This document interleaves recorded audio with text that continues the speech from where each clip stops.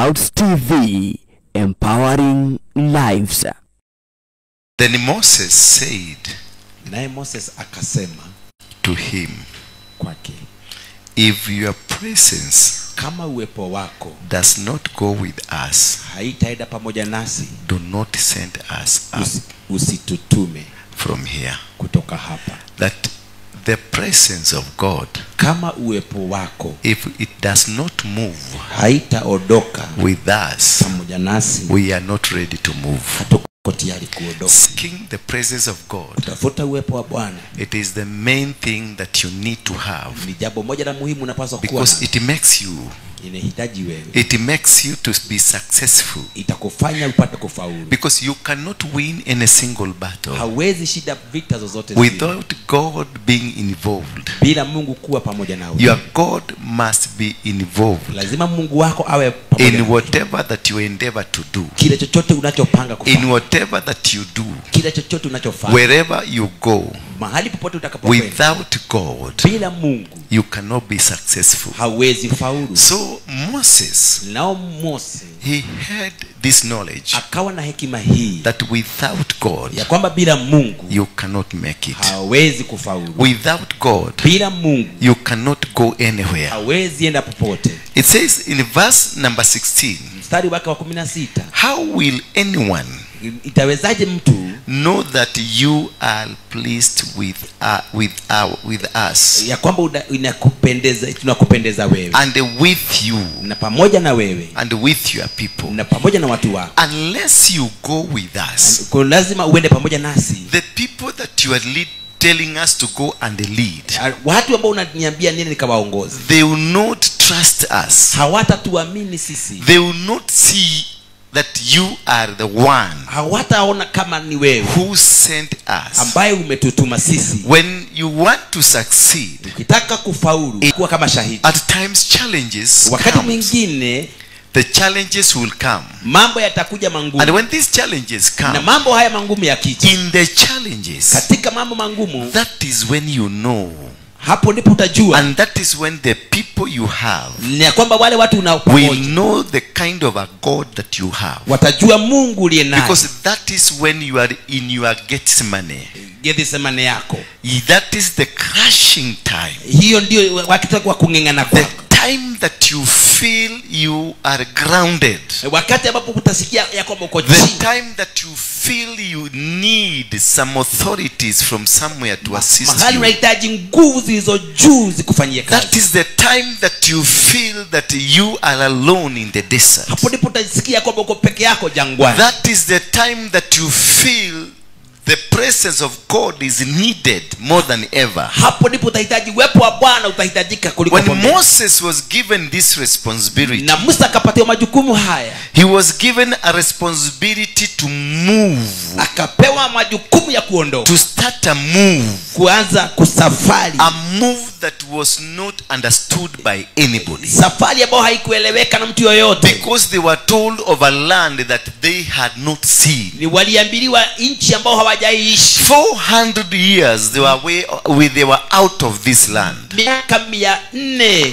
400 years miaka 400 they never existed. hawakuwa wanaona, They only knew of the stories walisikia tu hadithi that there existed the land that the fathers of the children of Israel were promised. ya kwamba kuna nchi ambao baba zao waliambiliwa. So Moses did not have any knowledge. Musa hakuwa na ufahamu wowote, He never understood it. hakuelewa chochote, He never had a history about it. hakusikia habari na hadithi ya It hiyo. was a land that to him Ni nchi ambayo kwake it could not be possible haikuwa ina uwezekano without the hand of God. bila mkono wa It Mungu, could not make him move haingemweza aondoke without the hand of God, bila mkono wa Mungu, because you are in kwa darkness. sababu alikuwa katika giza. You don't know what is happening around you. Haujui kinachofanyika You kwako, don't know where you are headed to. haujui mahali unakokwenda, You don't know where you are going to achieve after this. haujui nini kitakachokupata kule You don't mbele, even understand where you will be going,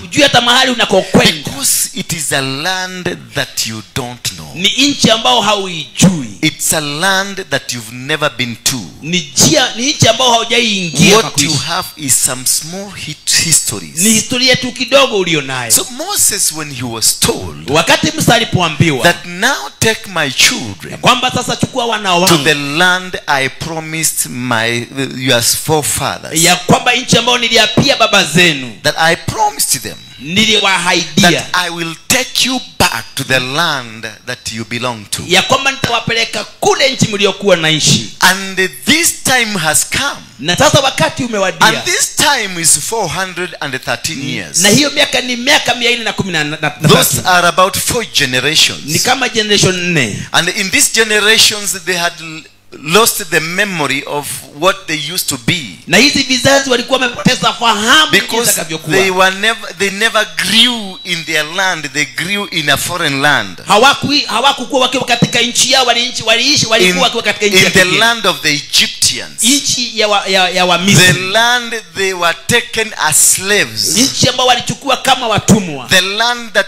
they were pushed to worship the gods of the Egyptians, Nchi ambao walisukumwa kumwabudu mungu za the kigeni. land that they found themselves they no longer worship the God of their forefathers. Ya kwamba Mungu ambaye hawalimwabudu si Mungu wa baba zao. So they never had an information Kwa hivyo hawakuwa na ule of ufahamu how their God was worshipped. ya kwamba Mungu wao jinsi alivyoabudiwa. They never had an information Hawakuwa na ufahamu ule, on the culture that God had given them. ile tabia na culture yao. They knew nothing about their culture. Hawakujua jinsi ya tabia na They knew nothing about their God. hawakujua chochote kuhusu Mungu wao. They knew nothing about historical judgments. Hawakuwa wanajua jinsi ya historia They hiyo. only walked Walitembea tu in total blindness na wakiwa kama vipofu. because they knew nothing to compare with. Hawakujua chochote cha kulinganisha. And sometimes there is this life Wakati mwingine kuna maisha kama haya that you find yourself, ya kwamba utajipata you are in a situation uko katika hali that you know not, ya kwamba hauijui, a situation hali that is full of complications, ambazo zi matatizo mengi, that you need God ya kwamba unamhitaji Mungu, because you know not, ya kwamba haujui you chochote, don't understand anything hauelewi chochote, until you are assisted by God to navigate through. ya kwamba Mungu akuelekeze kujua, Because you can't be able to get out of the bushes. kwa sababu hauwezi toka kwa kile kichaka. Wale They are unakutambua fake Christians. ni watu fake, ni You Wakristo. get married to a man, Unaolewa na you mtu, get this a fake man. kumbe ni You fake. get married to a woman, Unaolewa you na come to discover it's a fake mama woman. tu bure, You get involved in the business, ukainaingia kwa you biashara. get to find this a fake business, Hii ni people, biashara fake. because you never involve God. Haukuhusisha Mungu, You never let God walk with you. haukukubali Mungu atembee na wewe. Moses decided Musa and akaamua they said, na akasema, without your presence, bila uwepo wako, without you, bila wewe I cannot go, siwezi toka, because I have nothing to say siwezi sema to lolote. the people who know you. Kwa watu ambao I wanakujua, have nothing to explain to siwezi them elezea when I'm not with you. bila wewe Mungu. When you are alone, Ni ukiwa peke you yako, are walking alone, unapotembea peke you are yako, doing alone. unafanya peke yako Without God, bila Mungu, your life becomes meaningless. maisha yako inakuwa Your bure. life becomes hopeless. Unakuta Your bure. life becomes useless. Maisha yako inakuwa Because bure, every move you'll do, kwa sababu kila hatua hatua hii will be useless, itakuwa bure will tu, be misleading you. itakuongoza You will vibaya, never get it right. hautakupa. But what will happen to you? Kile kitakifanyika kwako, Familiar spirits will come to you. roho ya utambuzi itakuja kwako, Masquerading spirit will come to you. maroho zingine za The spirit kukuchanganya, of diversion will come to you. roho zingine za The kukupoteza, spirit of pride will come to you. roho ya kiburi And they will come in the form of an angel. itakuja kwa sura ya malaika. Because they knew Wanajua this is a man of God. huyu ni mtu wa Mungu, What he can believe easily kile anachoamini is ni that haraka. which is indicated is as though it's coming from heaven. Anafikiria chochote ni cha Mungu. So they knew.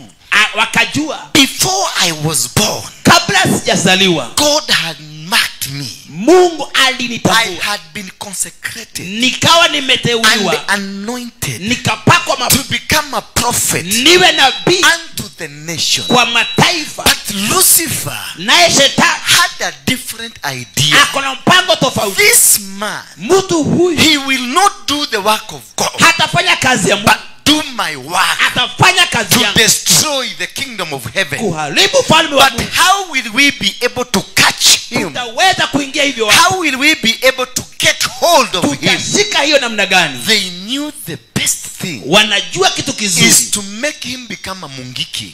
Ni wewe uwe mungiki. And I became one. Na nikawa mmoja. And whoever that was, Chochote nilichokuwa, chochote nilichokuwa magnified me ikanifanya mimi and became so big, nikawa mtu mkubwa, a very powerful person. mtu aliyekuwa na uwezo. And they did not remove that line of priesthood from me. Hawakuondoa hiyo njia ya ukuhani. They made me to become the priest of Mungiki. Wakanifanya kuwa kuhani wa Mungiki. So I was still also the spiritual leader in Mungiki. Bado nilikuwa kiongozi wa kiroho kwa Mungiki. So when the devil is planning to attack you, Shetani anapopanga kukukamata, they don't bring that which you are not. hawata kuondoa kile kilichokuwa They kimewekwa. bring that you are, Wataleta kile wewe uko, but a counterfeit. lakini kitakuwa si If you are a prophet, they will lead you towards the prophecy. kama wewe ni nabii watakuongoza utabiri. If you are a preacher, they will make you become one. Kama wewe ni mchungaji utakuwa mmoja. They will take you to the line that you are in the originality, Watakuweka kwa hiyo laini uliyokuwa katika but origin. give you a counterfeit life. Wakupatie kitu kingine si cha Mungu. And this is what is happening to Na Christianity. hii ndio inafanyika kwa Kristiano wengi. Most of us who are Christian are counterfeits. Watu wengi ambao ni Wakristo ni fake. They are fake because whoever brought you the information, Kwa sababu walileta ripoti. they are people that never had an intention for you to understand God. Kuna watu walileta mambo usielewe ya kwamba So ni Mungu. the people who brought Christianity to you, Wale walioleta Ukristiano kwako they lied to you. walikudanganya. They removed you from your foundation Walikuondoa kwa msingi wako and they counterfeited your life, na wakafanya kitu ambacho si fake. magnified you, Wakakiinua and they wewe. brought dreams in you, Wakaleta ndoto kwako and they brought messages in you, na wakaleta message na and the mripoti spirit of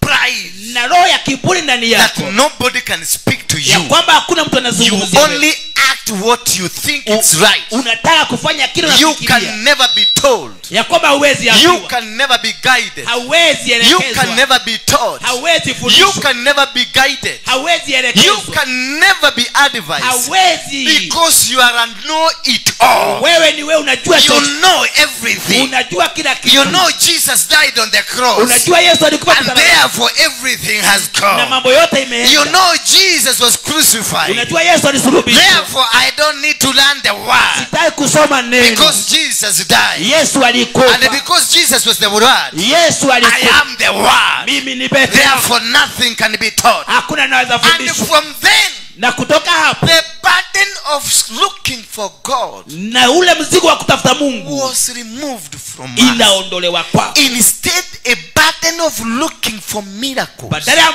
ya mzigo wa kutafuta was muujiza initiated in us. inaanduka kwetu. 90% of you here, Asilimali 90 90% that are here ambao wako hapa are miracle seekers. wanatafuta You are miujiza. here because you know Apostle Warwenge can prophesy. Unajua Apostle Warwenge anaweza tabiri. You are here because you know Apostle Warwenge can touch you and you are healed. Uko hapa sababu unajua Apostle anaweza kugusa. You are here because you know Apostle Warwenge is in the YouTube and he's talking about Magongona.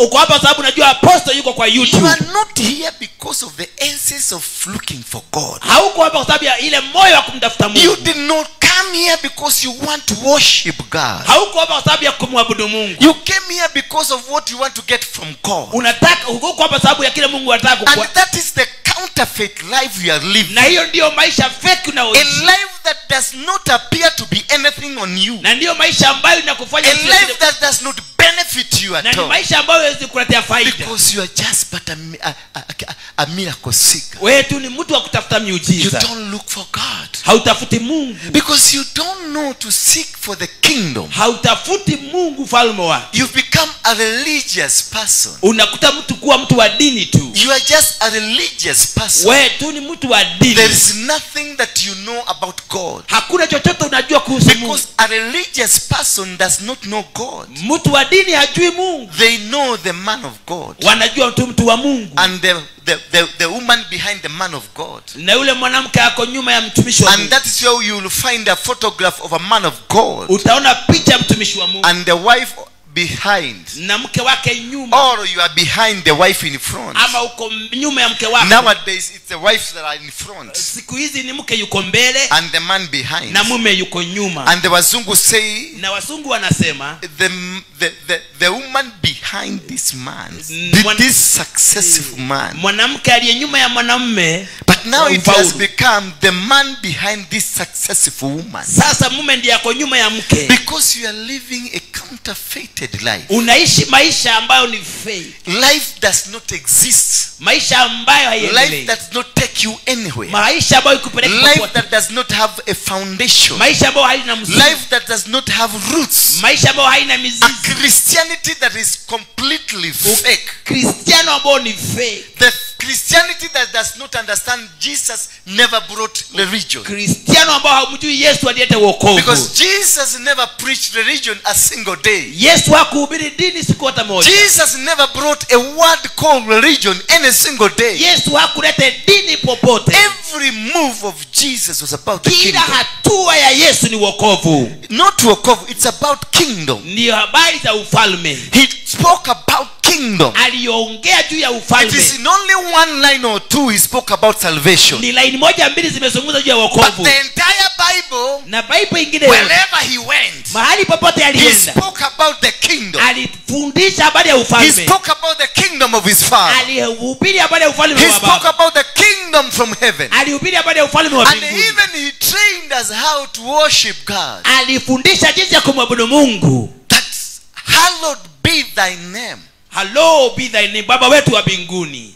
Thy kingdom, ufalme wako uje, be done on earth ifanyike hapa as duniani it is done in kama heaven. ilivyo mbinguni. So literally he was telling us alikuwa akitueleza that we invite the kingdom of heaven tukaribisha ufalme wa mbinguni into our lives, katika maisha yetu, that you overthrow the government of your kingdom, unaondoa ufalme wako, then take the kingdom of heaven takes you over, na ufalme wa Mungu unaunua juu. you remove the kingdom that you are, unaondoa ufalme ulio ndani yake, and allow the kingdom of heaven to take control. na unainua ufalme wa Mungu uchukue And usukani. that is what Jesus talked about. Hiyo ndiyo Yesu alifundisha. Wherever he went, he spoke about the kingdom. Popote alienda alihubiri juu ya ufalme. Seek ye the kingdom Tafuta ufalme wa Mungu and its righteousness, na utakatifu wake na haki, and any other na thing mambo mengine will be added unto you. itaongezewa wewe kwako. Your healing will be added unto you. Uponyaji utaongezewa kwako. Your salvation will be added unto you. Wokovu wako utaongezwa kwako. Your ministry will be added unto you. Huduma yako itaongezwa kwako. Your marriage will be added unto you. Ndoa yako itaongezwa kwako. Your business will be added unto you. Biashara yako itaongezwa kwako. Because of the ground you have Kwa raised. sababu ya msingi ambao umeuinua. Because you have a ground of a kingdom. Kwa sababu kuna ufalme ndani yako. Because God is the king. Kwa sababu Mungu ni mfalme. And Jesus is a prince in the kingdom. Naye Yesu ni kuhani. And therefore, because we have associated ourselves na kwa sababu tumeitanishwa with the kingdom, na ufalme wa Mungu, we get to enjoy the fruits of the kingdom. tunapaswa tufurahie matunda ya But ufalme. when we deviated from the kingdom Lakini tukijiondoa kwa and ufalme went to the religion, na tuingie kwa roho ya dini, religion does not own anything on earth. dini hazina chochote, zimekamata ulimwengu. Religion does not have anything. Dini haina chochote. The religion does not own anything. Dini hakina chochote imeshika. Religion is not from God. Dini haitokani na Mungu. Religion is from that angel. Dini ni ya huyo malaika. That angel Yule malaika that took me to the bar aliyenipeleka kwa is kirabu. the owner of religion. Huyo ndiye mwenye dini. Religion is Luciferic. Dini ni demonic, hiyo ni shetani. Religion is demonic. Dini ni roho ya It shetani. speaks about me Inayozungumza and kunihusu myself, mimi with myself. na pamoja na mimi. Religion does not speak about God. Dini haizungumzi kuhusu I am the one who is sitting on this seat. mimi, ndio nimekalia hicho This kiti. is my church. Hii ni kanisa yangu. This is my ministry. Hii ni huduma yangu. This is my washirika. Hawa washirika ni wangu. Does not involve God. Hawahusishi Mungu. Religion is about personalities. Na dini ni kitu cha upekee. Religion is about individualism. Dini ni kitu cha upekee. Religion is about mockery.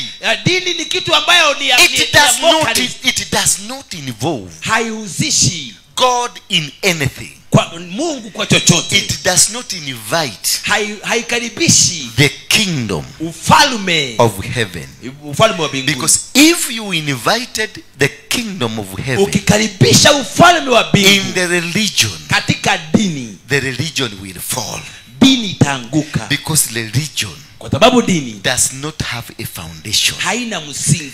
But the kingdom, Lakini ufalme they have a foundation. ina msingi. Because the world Kwa sababu neno is founded imewekwa msingi on the foundation kwa ule msingi of the kingdom ya ufalme of heaven. ya mbinguni. The world Ulimwengu is founded ambayo imewekwa msingi on the kingdom. ya ufalme. In the book of Genesis, Katika kitabu cha Mwanzo chapter number 1, mstari wa from verse 1, mstari wa kwanza, the Bible says, the Bible inasema before anything, kabla ya chochote the world, neno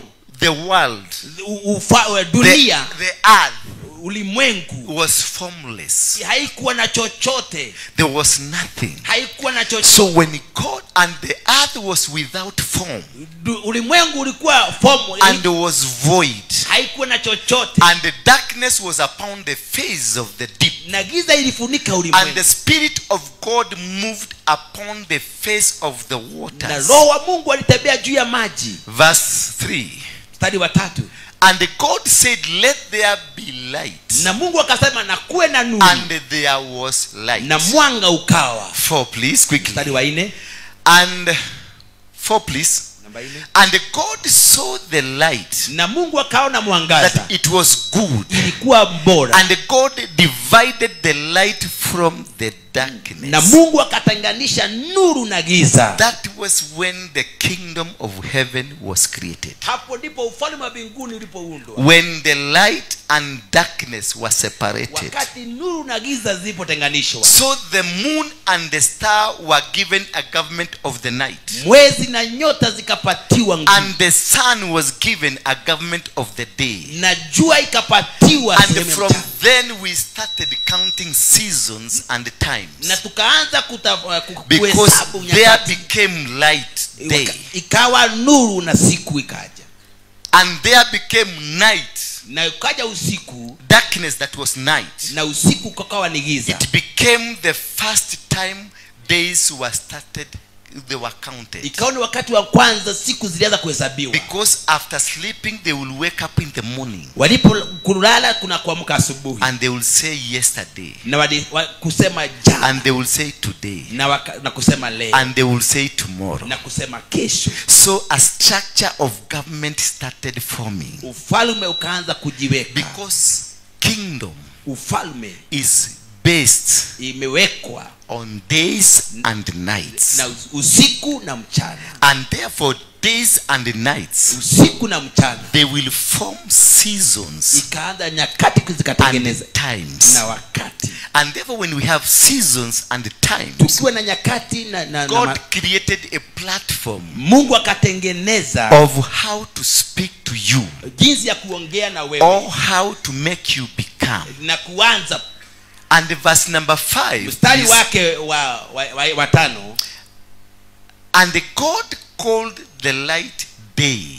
Mungu akaita mchana siku. And the darkness he called night. Na akaita giza. And the evening na jioni and the morning na asubuhi were the first day. zikawa za kwanza za siku. So we started counting Tukaanza kuhesabu our days siku zetu, that became morning ikaanza kuwa na asubuhi and the evening. na hata jioni. So morning, Asubuhi it is morning ni asubuhi, at the beginning of the day, ni mwanzo wa siku, and the day evening, na siku ya it jioni is towards the end of the ni day, kukaribia mwisho wa siku. as we initiate ourselves into the night. Tunapokaribisha usiku, Then we start counting our days. tunaanza kuhesabu siku That zetu, is why we are given days na hiyo ndio sababu that tumepatiwa we siku live on earth. ambazo tunaishi kwa So we dunia. have days that we live.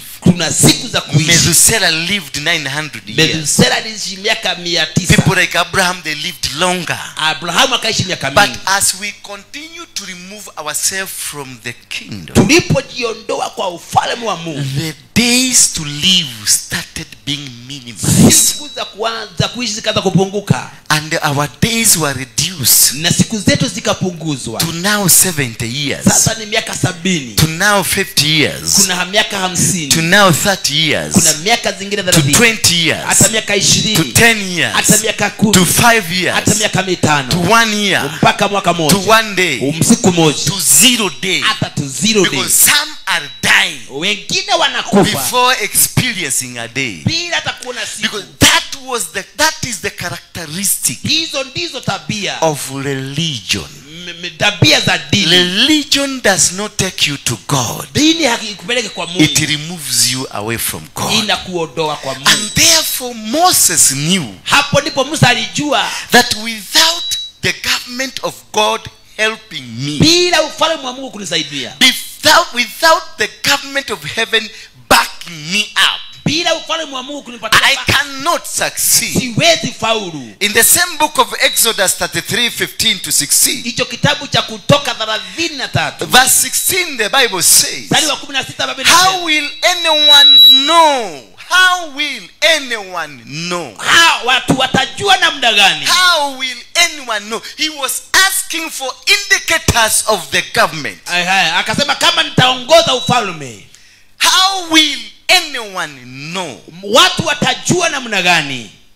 For wherein shall it be known here that I and thou, that how will people know Watu watajua namna gani I am coming from a king, ya kwamba nimekuja kwa that mfalme, I have been sent by a king? ya kwamba nimetumwa na mfalme? How will they know Watajuaje that I am sent to liberate people? ya kwamba nimekuja nibadilishe watu? Because children of Israel Watu wana wa Israeli were held captive politically. walitekwa nyara wakawa watumwa, They were politically held captives. walishikwa kama They mateka, were serving government. walitumika chini ya serikali, They were slaves of the government. walikuwa watumwa wa serikali, They were not operating as free people. hawakufanya kama watu walio So huru. it is only the structure of a government that can capture you.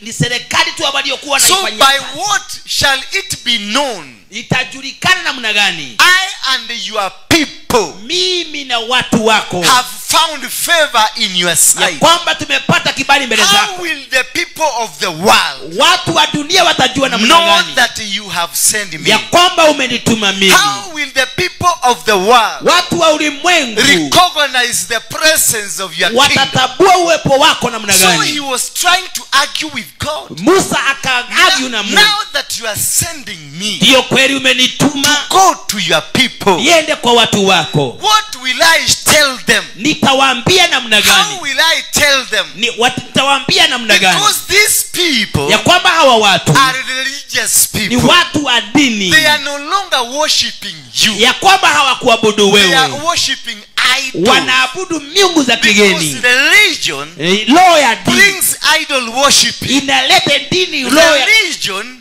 dini is about idols. ni miungu ya It's kigeni, about personalities. ni kitu cha It's ubinafsi, about how you and somebody is. wewe na yule jinsi mtu alivyo. But when you speaking the kingdom, Unapoongelea you ufalme have to identify God. lazima umtambue You Mungu, have to identify God. lazima mtambue Because Mungu. whatever you'll be speaking about, Chochote utakachokuwa it is unazungumza about a government owned by God. ni ufalme ambao umekamatwa na And Mungu. you are telling these people Na unaambia hawa watu that we are getting out of ya Egypt kwamba tunatoka and Misri we are going to another territory. tunaenda sehemu So nyingine. religion Ya kwamba dini does not have a territory, haina but mahali, kingdom, lakini ufalme they got a territory. iko na mahali pa kwenda. So Moses Ya kwamba Musa was removing people alikuwa anaondoa watu from one territory kutoka sehemu to moja another territory. mpaka mahali The kwingine, territory manned by God, na ni mahali Mungu the territory controlled by na God. ni tendo ambazo Mungu But when you anatawala. are in a religion, Lakini dini you don't understand the haielewi systems of God. na habari za Mungu, Because when you have a cow, you are worshiping. ambapo una ng'ombe When you are unaiabudu, worshiping your husband, unaabudu when Mungu you are wako, worshiping your wife, unaoabudu when you are worshiping your church, unapoabudu when you are kanisa, worshiping the little things that you have, unapoabudu vitu you vidogo, got no knowledge. hauwezi kuwa na ufahamu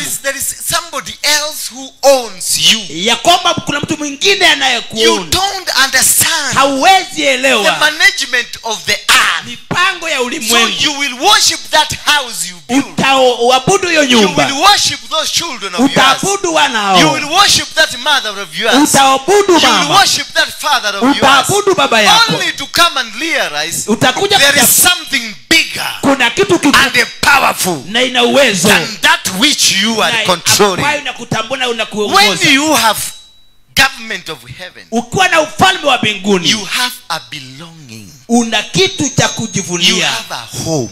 Hapa ni nyumbani, Because you are in a government wewe uko ndani ya that serikali has a king ambayo kana and ufalme, you are a prince na wewe ni mtoto in that kingdom. katika ufalme When ule. you have a kingdom in you, Ukiwa na ufalme ndani you yako, don't become poor. hauwezi kuwa maskini, Because in the kingdom, kwa sababu ndani ya there ufalme is everything. kuna In chochote. the house of my father, Ndani ya nyumba yangu there is everything that you need. kuna vitu vyote nahitaji, Because in the house of my father, kwa sababu ndani ya nyumba ya baba it yangu is a house of a king. ni nyumba ya And mfalme, where there is a king, na mahali kuna there mfalme is ownership of the world. kuna kule There is kuongoza. ownership of the control. Kuna ile hali ya Because the king is the kwa owner. sababu mfalme yuko pale, Because the king is the owner kwa sababu mfalme ndiye of mwenye silver. The dhahabu, king is the owner mfalme ndiye of mwenye gold dhahabu and silver. na silver. All these belong to him. Vitu vyote ni The zake, soil belongs to him. changani wake. Anything that we are doing here belongs to him. Chochote tunachofanya ni cha Even you seated here hata belongs wewe umeketi hapa to this kingdom. katika ufalme huu, And you can never be free na wezi kuwa free, because religion kwa sababu dini enslaves you. na imekukalia, But the kingdom lakini ufalme sets you free inakuweka huru, because they give you power inakupa to nguvu be in charge, kuwa to kanisani, be in control, kutawala, be supreme, kuwa and huru to make decisions na kuamua that uamuzi are effective, ya that kwamba are powerful, ambazo zina that uwezo. nobody Hakuna can mtu, be able to take you astray, hakuna mtu atakufanya kwa Nobody yes, can defeat you when you're in the hakuna kingdom. atakayeweza kukushinda, Nobody hakuna can bring you down when you're in the anaweza kingdom. kukuleta chini, Nobody hakuna mtu can shake you when you're in the anaweza kingdom. kukutingiza, Nobody can mislead you in the hakuna mtu kingdom. anaweza kuongoza, Because you have a kwa father sababu who is the unapata owner of the kingdom, ambaye ni mwenye who ufalme, loves the kingdom, anapenda and ufalme who operates the na kingdom. anatawala And ufalme, therefore your father na baba yako cannot let you suffer, hawezi cannot let you go astray. Hawezi. Your father baba yako cannot let enemies to fight you. hawezi Your kuwa father baba yako cannot let you go sleep without food. hawezi kubali Your wewe. father Baba yako will give you dominance. anakutawala. Your father Baba yako will make you become, anakufanya huru because you belong kile to ambacho his kingdom. katika ufalme wake. Praise be the name of God. Bwana apewe sifa. That is the difference Hiyo ndio tofauti between the religion and the kingdom. na ufalme. When you are in the kingdom, Ukiwa katika you got ufalme the freedom to do things. uko na uhuru. When you are in the kingdom, Ukiwa katika you ufalme have the power. uko na When uwezo. you are in the kingdom, Ukiwa ndani ya ufalme nothing can shake you. hakuna kitu. When you are in the kingdom, Ukiwa ndani ya no ufalme territory hakuna can come and can intimidate ambayo you. inaweza kuleta chini, Because you belong. kwa sababu wewe Because you have the ownership. una ile The ownership of the world. wewe unaona When you have the kingdom. ukiwa na In the ufalme. book of Genesis, Kitabu cha Mwanzo chapter number 1, mstari wako verse number 26. mstari wako wa 16, When you have the kingdom, ukiwa na ufalme you have dominion. una ile kutawala. Kutawala. I don't know if you're getting me. Amen. Are we in the kingdom? Uko katika ufalme. Are we moving out of the religion? Sasa unaondoka kwa Because dini. God has said, Kwa sababu Mungu amesema, I am coming to install my kingdom. ninakuja kuleta ufalme And wangu. this is why he sent his only son. Nasema ni watoto wangu tu. And this is why he sent his only son. Na hii ndio sababu alimtuma mwana wake. The only son. Mwana wa pekee. Who did not come with the name of religion. Hakuja na jina la dini. But came in the name of the kingdom. Alikuja na jina la ufalme. And he came to deliver a report to us. Alikuja kuokoa. That the kingdom of God is coming. Ili ufalme wa Mungu uje. And this the time. Na sasa ndio wakati. That the kingdom of God. Ufalme wa Mungu. Has arrived. Uko na nafasi. Has arrived. Iko imefika. The kingdom of ufalme God. wa Mungu. The kingdom of God. Ufalme wa Mungu. Has arrived. Umefika. Genesis chapter 1. Genesis chapter number 1. Verse number 26. Na mstari wa 26. God said, Mungu akasema, let us. Wacha sisi. Between who and you? Nani na nani? Let us. Wacha sisi. He said, let us. Mungu akasema, wacha sisi. With who? With na nani? With who? Na nani? The Son. And who? And the God. And God is the Son. The Son. The Father. Na Baba. And the Holy Spirit. Na Roho Mtakatifu. Let us afanye. Make mankind. Tufanye mtu. In our image. Kwa sura na mfano.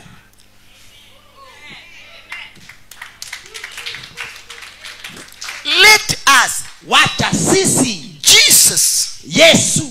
My life. Come here. Let us. Wacha sisi. The Father. Baba. The Son. Na Mwana. And Roho Mtakatifu. Let us make. Wacha tufanye. A mankind. Mtu wa sura. Who looks like us. Anayekaa kama sisi. So they did not make an alien. Hawakufanya kitu. They produced themselves. Walijitoa the original. So it is the Father. Ni Baba. The Son. Na Mwana. The Holy Spirit. Na Roho Mtakatifu. And the mankind. Na mtu akazaliwa. That is why hiyo ndio you belong to the kingdom. Tulikuwa katika ufalme. That is why hiyo ndio sababu you are in the kingdom. Tuko ndani ya ufalme. And nobody can be able to remove you. Hawezi kukuondoa. Nobody, thank you. Nobody is supposed to subdue you. Hakuna atakayekuondoa. Because you don't look like whatever they want you to look. You don't belong to the religion. You belong to the kingdom. Wewe ni wa ufalme. Because you are a component. Wewe ni you are part of the kingdom. Wewe ni sehemu ya ufalme. That speaketh. You are part of the Holy Spirit. Wewe ni sehemu ya Roho Mtakatifu. You are part of the Son. Wewe ni sehemu ya Mwana. You are part of the God. Wewe ni sehemu ya Baba. In our likeness. Kwa sura na kwa mfano. In our character. Na tabia. In the likeness of God. Kwa mfano wa Mungu. You are. Wewe ndiye. In the likeness of God. Kwa mfano. You are like God. Wewe ni kama Mungu. And God is a king. Na Mungu ni therefore you are part of the wewe kingdom. Ni sehemu yao. Hallelujah. Hello. Then 26 please. Give it to me. After our likeness. Na kwa sura na mfano. And let them. Na wacha wao. And let them. Na wacha wao. Have complete authority. Wawe na mamlaka yote. Authority is not in religion. Authority is in a government. Mamlaka haiko kwa dini, iko kwa ufalme. In religion we bow down to individuals. Kwa dini tuna mwabudu mtu. That is where you say papas biodosos. That's man-made. Hiyo ni kitu kingine tofauti. The religion does not have authority. dini haina mamlaka. And when the Catholic discovered they don't have an authority, Catholic walipojua kwamba hawana mamlaka, they negotiated with the government of Italy wakaongelea na government ya Italy to have a piece of land, wakawa na sehemu ya and they shamba call it a government. na wakaita serikali.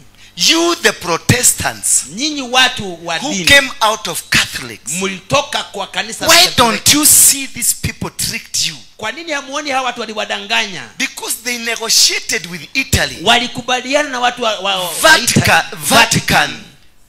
Vatican is a country, Vatican ni taifa and it has got its own flag, na iko na bendera yake. and we have ambassadors all over the world from Vatican. Tuna ambassadors ulimwengu wote wa And Vatican. Italy, they have the ambassadors Na in Kenya. Italy wako na ambassador na wao Kenya. The one in Kenya is called Papa Nyusu. Wa Is it Nusu or Nyusu? Nonsu. Nusu. I hear Uhuru says Nusu. He is not a pope. Yes, si pope. He is not a priest. Yes, si priest, si kuhani. He is not a cardinal. Yes, si cardinal. He is not a father, Yes, si father. but a political figure amewekwa pale na to serikali represent the government ili aweze kushikilia ufalme called Catholic. ambayo inaitwa Catholic. The Catholic Church, Kanisa la Katoliki they lied to you. waliwadanganya. They came with the religion Walikuja na roho ya dini and they gave you religion, wakawapa dini, and they say, na inasema be fruitful and multiply, na uzalishe, fill the earth with your commodities. jaza ulimwengu wote. Then number 3, Number 3, which is more important than others ambao ni ya all. muhimu sana, Then do what? Let's read together. And and subdue. Subdue. Uishinde. Make it be under your Under your feet. feet. Ishinde. Make the earth Ufanye to ulimwengu be under your iwe feet. chini ya miguu yako. To subdue. Kuishinda. It is to let the earth be under you. Kuleta ulimwengu na That dunia once you tell the earth I want a car, it will not argue. Ukiambia ulimwengu nataka gari na You tell the earth I want to open a business, it will not argue. ukiambia ardhi nataka shamba inaachilia. Because if you don't do that, Kama utafanya hivyo, if you don't do that, kama utafanya hivyo, and God started it in the first verse of the Bible, first chapter of the Bible, chapter ya kwanza, He told you to subdue sema uishinde, the earth, ushinde ulimwengu, because He knew kwa sababu alijua the earth can turn against ya you. kwamba ulimwengu unaweza In the kushinda. book of Jeremiah chapter 22 verse 29, Kitabu cha Yeremia chapter number 22, the earth now becomes arrogant na sasa ulimwengu umeanza kuwa na fujo, because you have refused to understand and to follow the work of God. umeanza kutokufuata neno la Now Mungu. the earth becomes a bad one, Sasa ulimwengu umekasirika na and wewe, it destroys you. inaanza kukuharibikia. Jeremiah chapter 22 verse 29, Jeremiah chapter 28, 29, 30. 22, 28, 29. But please give it to us. When now, because you have failed Na kwa sababu sasa to wewe subdue the earth, kushinda ulimwengu, because you are heavenly bound, kwa sababu you are holier than thou, wewe ni mtakatifu you sana, don't even live on earth. hauishi duniani, You go in the night, you come in the morning. unaenda usiku na kuja asubuhi. Then the Bible says, Na Biblia inasema, is this man, na huyu mtu, say, is this man, now Na- say this woman, je, na is huyu- this man, na je huyu mtu, is this man, na huyu mtu Konia, Konia a despised, broken pot, aliyevunja is he a vessel which no one takes pleasure? Why are they hurled out, he and his royal offsprings, and cast into the land which they do not know or understand or recognize? 29. 29. Then here now, oh land, Lord. the land that you are told to subdue. Listen here, it's being told. Oh land, oh land, hear the word Of the Lord. of who? Of the Lord. The same God Mungu yule tu who told you to subdue it aliyekwambia ushinde ulimwengu because of your stupidity, kwa sababu ya he ujinga, has commanded the same earth. sasa anaambia ulimwengu. What is he saying? Dunia anasema, oh Lord, Oh land, oh Lord, land, Lord, land, Lord, hear the word of the Lord. sikiza neno. Verse 30 please. Mstari wa 30. Thus says the Lord. Listen now carefully. Thus, this is the word of the Lord. Thus says who? Asema Bwana, Write this man, Konaya, down as childless. andika. Look at it, verse 27. 28. Be fruitful. Be. Now here is what he's saying. Write this man down that he will never be fruitful. Adikia huyu mtu anaitwa Konia. Being childless is that there is nothing that will come from you. The world now is being given authority to subdue you. Sasa dunia imepatiwa nguvu Because you are thick in the head. sababu wewe A man who shall not prosper in his days. It is going to verse 26, 27. That man was given the bird of the air, the fish of the sea, and every animal that creepers on earth. Now here, it says, a man who will never hold these things. The man who will not have a piece of land, a man who will never have cows, a man who will never have a fish, a man who will have nothing. Now God is cancelling what he gave an order because you are stupid. So most of us, what was supposed to be us has been cancelled, and the soil has been told, don't speak to this man. Amen. Don't give them anything. Usimpe huyu mtu. Right, and the soil was told, right. So the soil has a hand. Andika kwa huyu mtu. So it was told, right. Andika This man, kwa huyu, lest you forget, write it so that you never forget. usisahau, andika kwa huyu mtu. So in other words, in Jeremiah 22 verse 30, God is cancelling Genesis 1, 26, 27, 28. To who? Write this man. He is specific now. He is specific. He is giving an instruction to one person that has proved, I have given this man a brain, but he is not able to use the brain.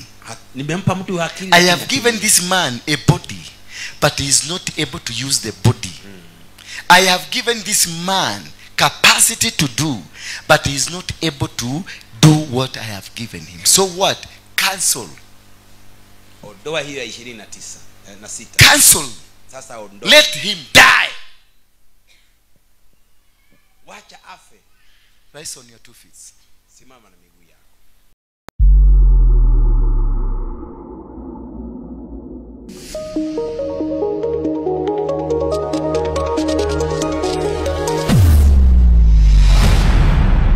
Bethel Clouds TV, empowering lives.